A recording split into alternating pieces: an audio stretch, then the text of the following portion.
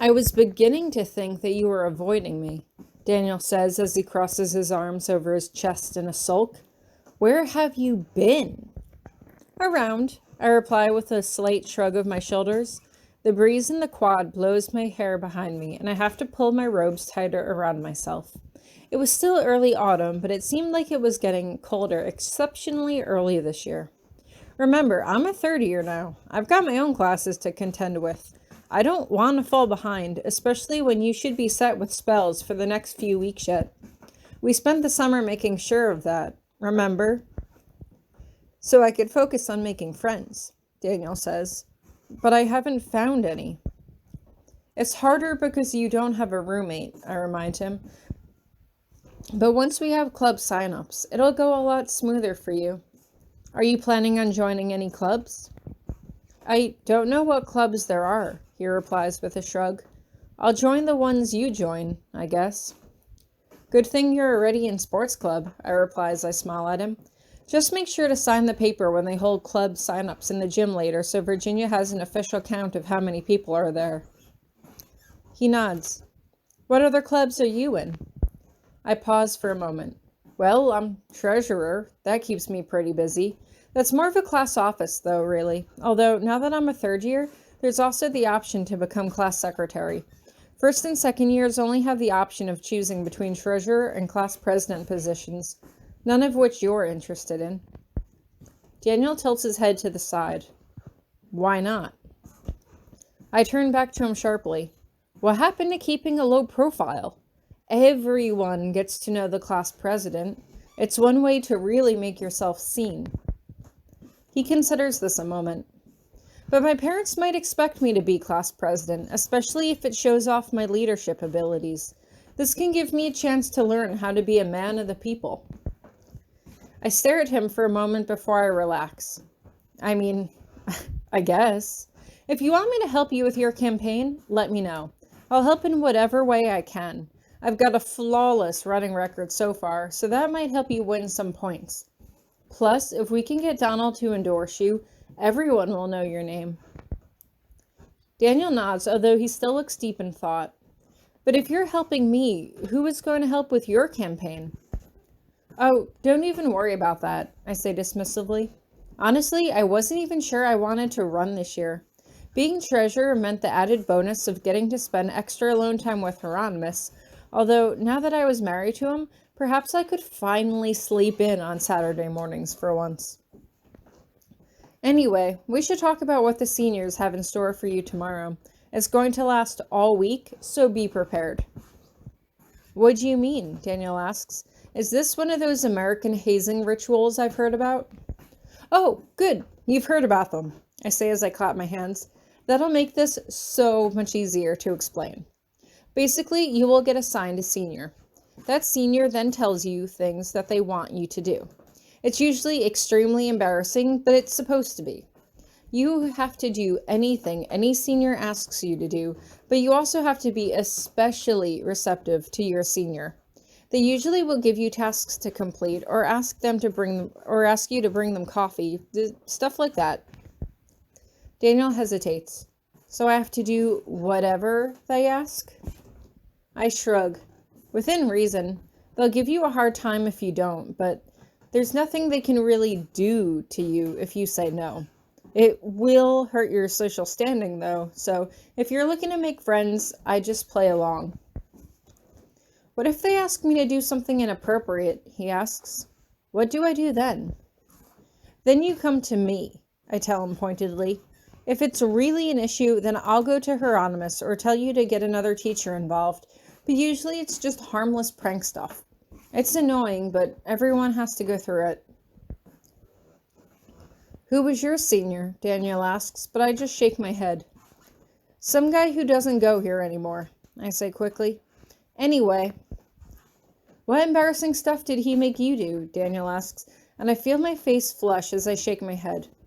Nothing I want to repeat now, I say simply.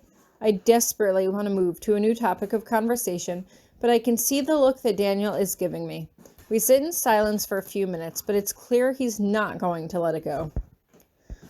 I had to write someone a love letter, I say with a sigh. He said I had to make it good.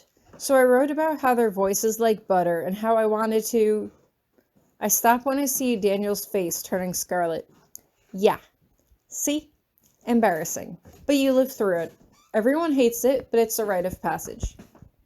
Daniel shakes his head. If everyone hates it, why are we supposed to go along with it? Why do the teachers allow it?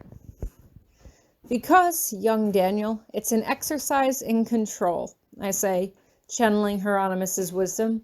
It gives the teachers an easy way to see who is power-hungry and who has control over themselves. For example, your senior could order you to do all their homework for them, or they could order you to hurt someone they don't like. They're using their authority over someone else to take advantage of them. Good seniors will usually only ask you to help them with favors, like bringing them coffee before class or stuff like that. It's a way to weed out people who might need more intervention before learning serious magics. Daniel looks surprised but nods his head slowly along to what I'm saying.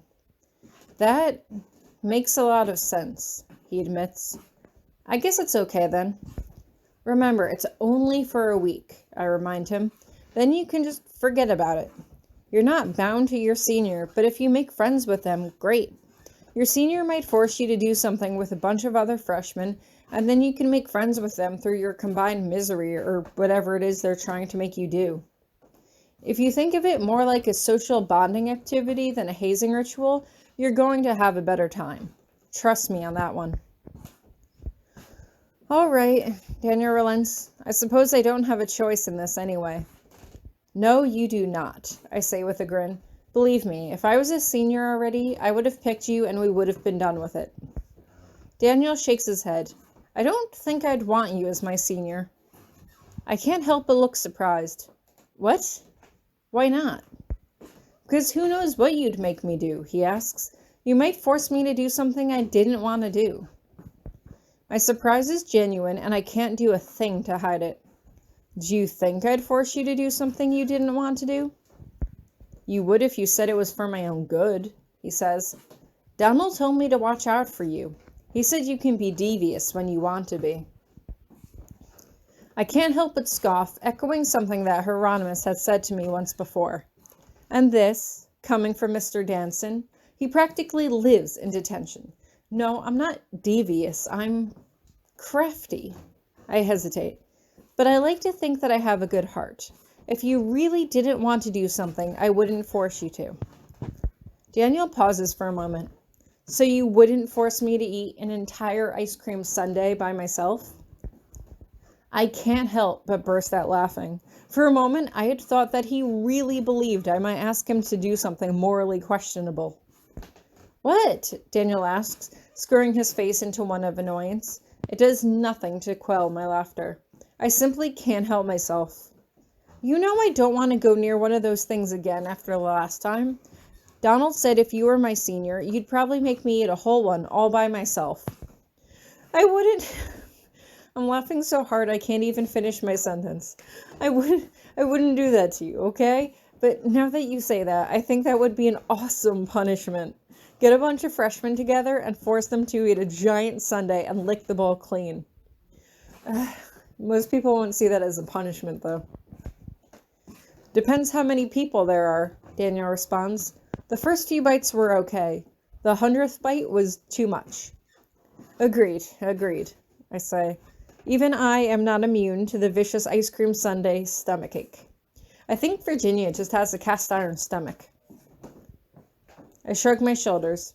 Anyway, don't worry too much about it, okay? I'm sure you'll get a nice senior and then we can put this whole thing behind us.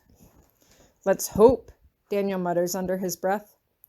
Now, don't fuss, I say, imitating my best Professor Potsdam tone. Trust me, it's not going to be that bad.